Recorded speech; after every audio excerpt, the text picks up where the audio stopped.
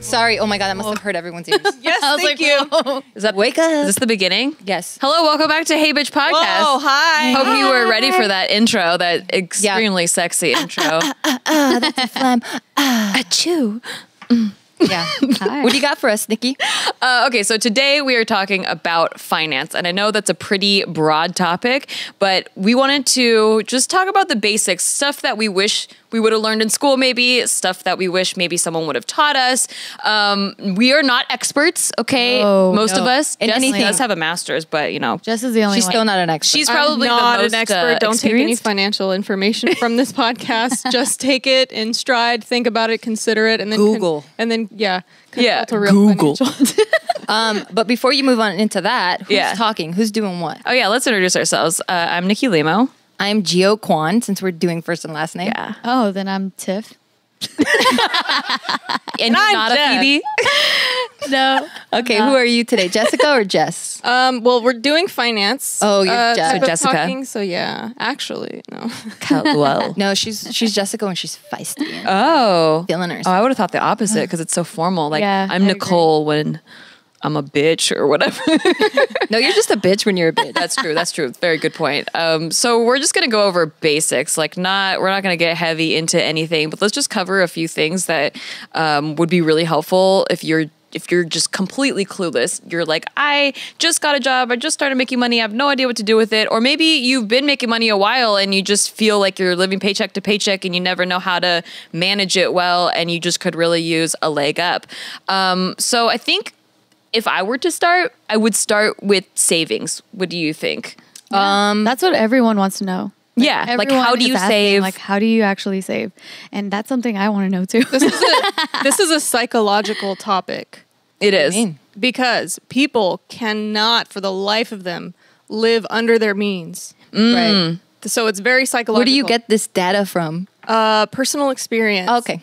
Okay. We are a society that thrives off consumerism. I feel like it's shoved in our faces all the time. I mean, there are whole careers of influencers that are there to like sell you stuff and tell you all the Yeah. stuff that you want to get. Yeah. Give us some time. We're know? going to sell you some stuff later. You should buy some For me- Native. So for me, dude, I love that brand. I can't wait to I'll tell you about it later. But no, for me, I was actually pretty fortunate when I was growing up. For as far back as I can remember, my mom always had this joint savings with me. So she was always that's like, so cool. Yeah, it was really, really cool because every month she would put in $20. And now in retrospect, I'm like $20. So she saved her money for you? Yeah, but as a little kid, I started understanding the concept of it, right? 'Cause Okay. then when I wanted something, I was just like, oh, why don't I just get money out of my savings? She's like, okay, but you have this much and it costs this much. Once you take it out, like there's nothing So she left. taught you money management really early. Yeah. You know, and I didn't even realize. That's really awesome because I have somewhat of a similar thing, but instead it was a savings account. Here it goes. Yeah, here it goes. Instead, it was a savings account that I never had any access to. So here's the thing. Wow. When I was, Did when it I was really little, exist? That's the thing. I don't think it did. So my parents told me. Told me that I had a savings account and that one day it was going to go towards my college. And then I was like, oh, that's cool. But then we went through really hard financial times. And so I remember telling my mom, like, why don't you just take it out of the savings that you have for me? Like, you know, because she would always complain like, oh, my credit's so bad. And that's how I knew that we were broke because it was always connected to her credit. And so I was like, yeah, just take it out of my savings. It's okay. Like, I'll work and I could pay for my own college.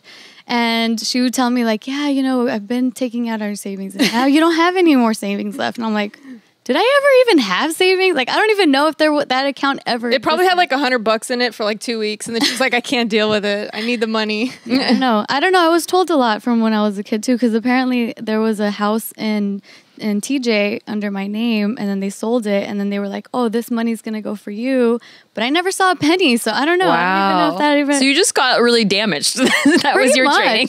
So you don't trust a lot of people. I really don't. You've learned I that wonder like why. money is told it's there and then it's not there. That's pretty much my whole, because girl, let me tell you about my quinceañera too. I was going to have a quinceañera. That's like a Mexican sweet 16 for those of you that are not Mexican. Yeah, and so they told me, like, I didn't even want one, and then we went to go look at the hall to go check out, like, the location. They took you through the whole thing? My mom can, because I'm her only daughter, so she was like, hey, you know, I'm never going to get a chance to have a quinceañera for my kids because she has like 3 other boys. And so I was like, but I don't want one. I just want to travel. She's like, no, please let me do this for you. So we ended up going through the whole process. She wanted me to have 2 dresses. Like she wanted like everything crazy big. And I was just like, no. And then finally I got excited. We went to the hall. She gave a down payment. And the next thing I know, actually we're going to buy a house instead of doing your party. So I'm like, you know what it sounds like? It sounds like you need to give this podcast to your mom because she has issues money. You know what I mean? Money, dude. Exactly. Hi, Mom. Shout outs to you. She actually listens to this podcast too. Oh. Yeah. So shit. Nikki, why'd you say that?